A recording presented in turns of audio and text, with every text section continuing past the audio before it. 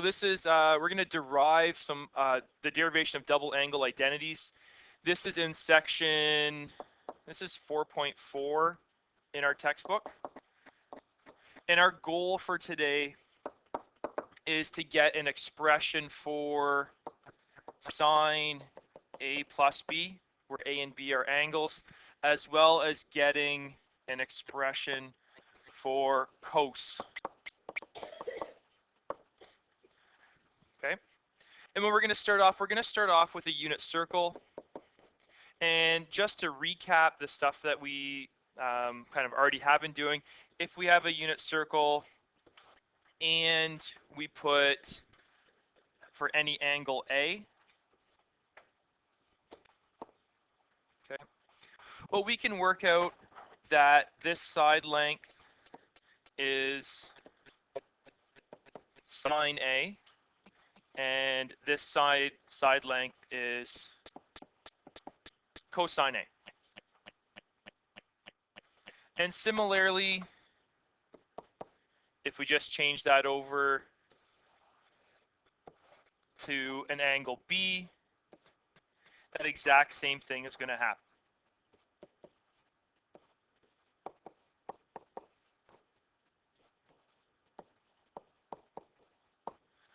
Okay. Now what we're going to do with this second triangle, the one that has the angle B, is we're going to draw it again.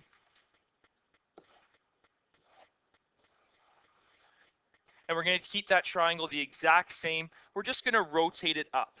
So the triangle is going to look like that, but it's going to be the exact same thing. The angle B is going to be the same. That side is going to rotate over there. It's going to have the exact same value as sine B. This one will be cosine B, which matches up from that one there. And what we're going to do is we're going to take that angle, that triangle B, that second one, and we're going to start with our unit circle, and we're going to put our angle A on. And what we'll do is we're going to rotate that angle B all the way over so that angle B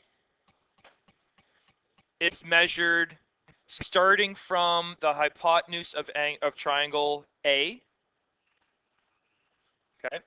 And we're going to do some work with geometry to talk about this angle here, which is now the angle of A plus B.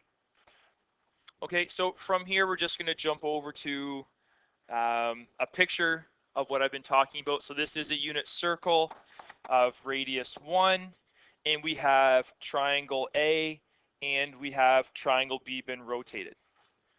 Okay, so from here we can label the side lengths of a few of these things. So we know that this side length here is sine A.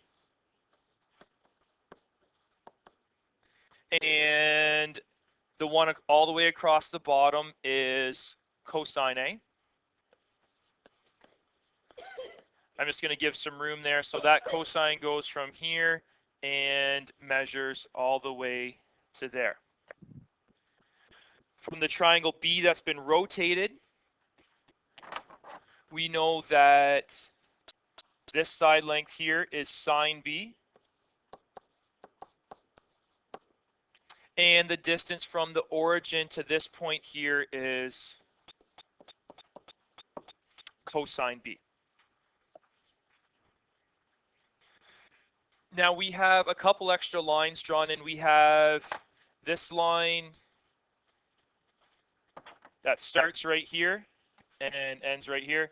Okay, that line is perpendicular to what our x-axis is, so there's a 90-degree corner here. And we have another line right here, which is drawn parallel to the x-axis. So it's going to form a 90-degree angle here. This is going to give us two other smaller triangles. We're going to have triangle, let's just call it triangle 1, this little one up here at the top. And we have triangle 2 down here on the bottom. Okay. Now, if we just look at similar triangles for a little bit, you can get that the angle right in here is A. And that'd be using similar triangles, properties of geometry with parallel and perpendicular lines, stuff like that. Okay, so if we look at triangle number 1, okay, if we look at triangle 1 and redraw that off to the side. Triangle 1 has a 90-degree corner. It has a hypotenuse with length sine B. And it has an angle A. Okay, and all we've done here is we've just taken triangle 1 and pulled it out. Okay, from here we can do some work and find the length of the opposite side and the adjacent side. And all I'm going to do is I'm going to move the screen down so we have a bit more room. So I'm just going to redraw that triangle down here.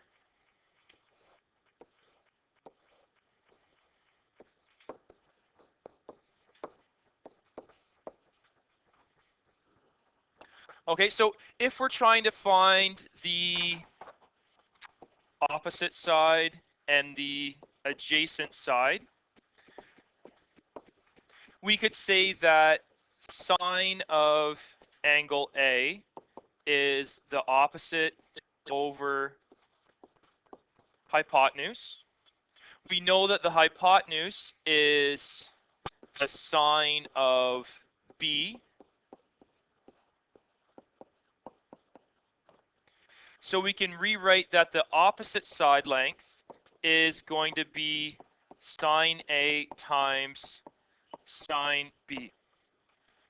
So if we just draw that back on our triangle, our opposite side length has a length of sine A times sine B. Okay, we can do the exact same thing to find the adjacent side. We would say that cosine of A equals the adjacent over the hypotenuse.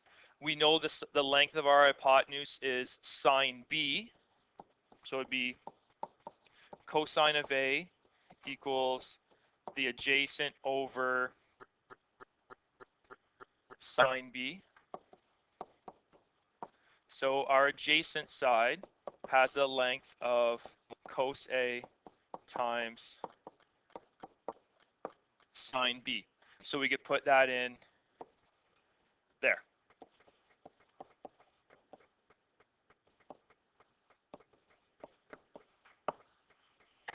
So what we do next is we just take this kind of cutout triangle and put the opposite side and the adjacent side back into our bigger picture. So that's going to correspond to our top side here being sine A, sine B, our other side being cosine A, sine B. Okay. So we have to do the exact same thing for looking at the smaller triangle that we labeled triangle 2. It has a 90-degree corner with angle A, wherein the hypotenuse is cosine B. So we can go down and draw that one out.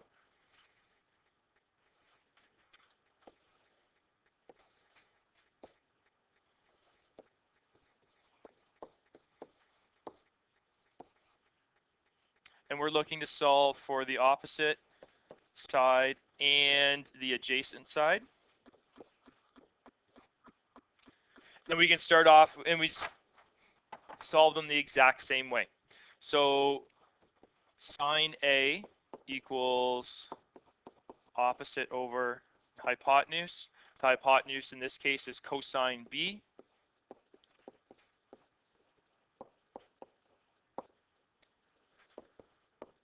So we can get an expression for the opposite as sine A times cosine B. So that's an expression for that side length.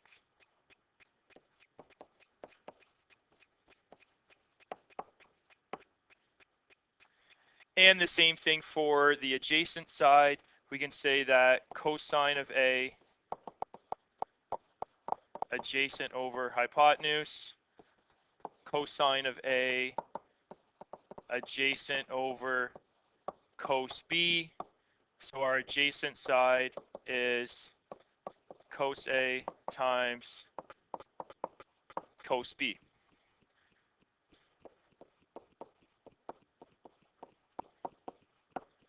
Okay, cos A and cos B for the adjacent side of that smaller triangle. So we take those and we put those back into our bigger picture as well.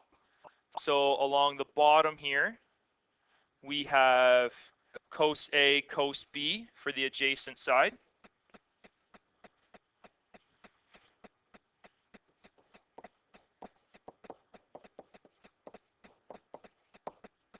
And for the opposite side, we have sine A, cosine B.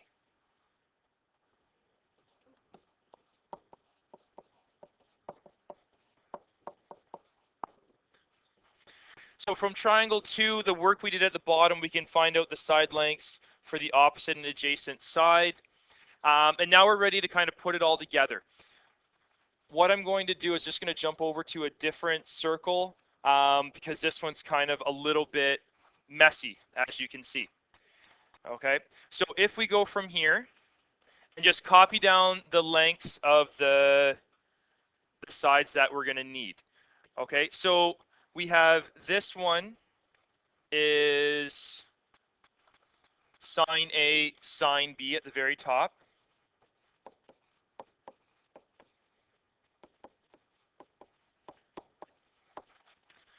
Okay, here we have cosine A times sine B.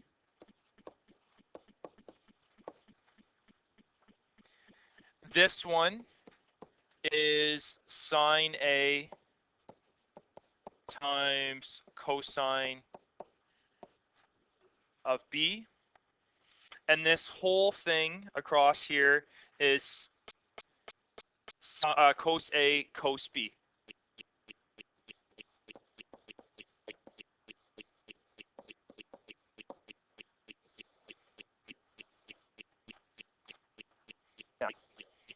Okay, so now we have our side lengths that we figured out. Remember, if we look back to our goal was to get an expression for sine A plus B and cos A plus B, which would be the whole angle from there up to there.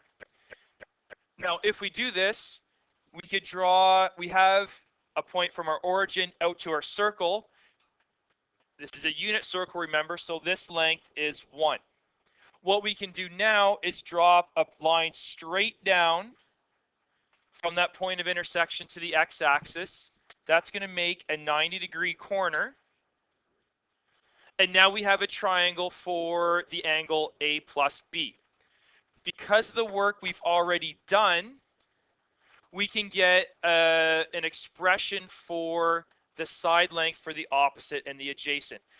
The opposite side length of our triangle A plus B is going to be sine A times cosine of B from here to there, plus cos A times sine B.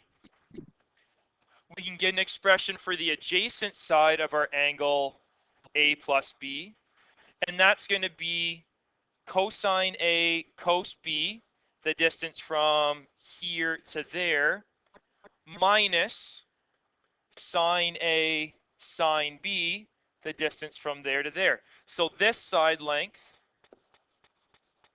is going to be cos A cos B minus sine A sine B. Okay. From here, we're ready to make, or we're ready to get our expressions for sine A plus B, cos A plus B. So if we look at sine A plus B, that's the opposite over hypotenuse. Let's keep in mind that our hypotenuse is 1, so we're going to be dividing by 1, which isn't going to change anything. So sine of A plus B is just going to be the opposite, which is sine A cos B plus cos A sine B. Same thing for the cosine of A plus B. It's just going to be that adjacent side, which is cos A cos B minus sine A sine B. So to summarize, we can go through and we just derived an expression for sine A plus B and cos A plus B. We could go through a similar process and get an expression for sine A minus B and cos A minus B. You could use a couple of the cofunction identities on that one, or like redrawing your triangle, stuff like that. We're not going to go through those, but these are 4 of the compound angle formulas. You will not be expected to have these memorized, but you will be expected to know how to use them. So where these compound angle formulas will become useful is if you're asked to evaluate, say, sine of pi by 12, okay? And if you're asked to evaluate sine of pi by 12 in a question where you're not using a calculator. So evaluate sine pi by 12 and do not use a calculator.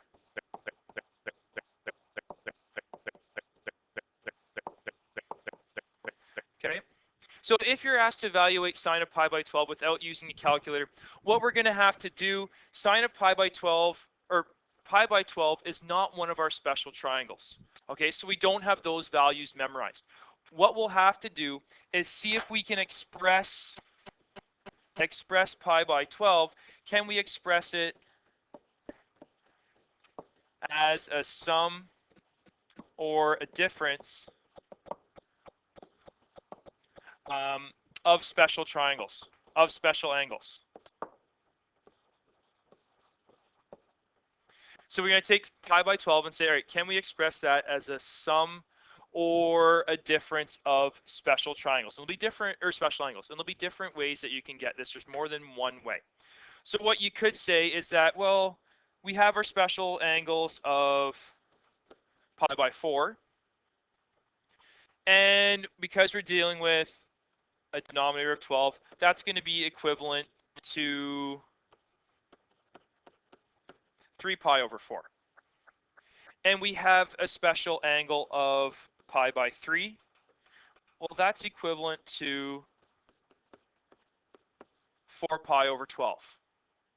Okay, all we're doing is finding equivalent ratios here. And what you can notice here is that pi by 12 equals 4 pi over 12 minus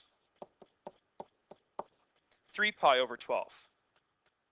So we could say that pi by 12 equals pi by 3 minus pi by 4.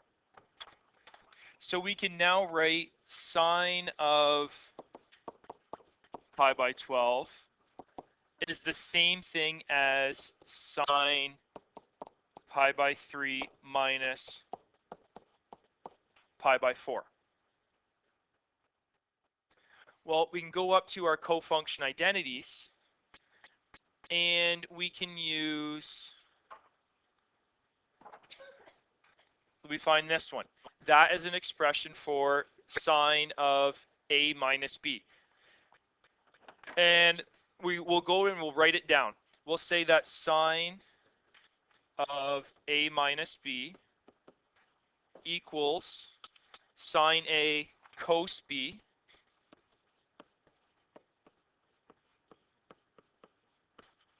minus cos A sine B.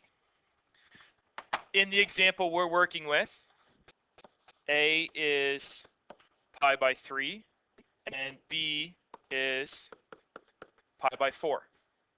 So we go back and we can sub those in. So we need to find an expression for sine pi by 3 times cos pi by 4 minus cos pi by 3 sine pi by 4. Okay, so going through these, what is sine of pi by 3? Root 3 over 2 times what's cosine of pi by 4? 1 over root 2. If you decide to use the equivalent expression root 2 over 2, that's okay. Minus, what's the cosine of pi by 3?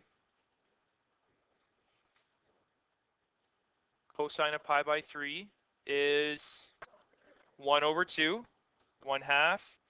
And the sine of pi by 4? 1 over root 2. Okay, so we can evaluate that expression. Left-hand side, we're going to get root 3 over 2 root 2 minus 1 over 2 root 2. So you can combine those, root 3 minus 1 over 2 root 2.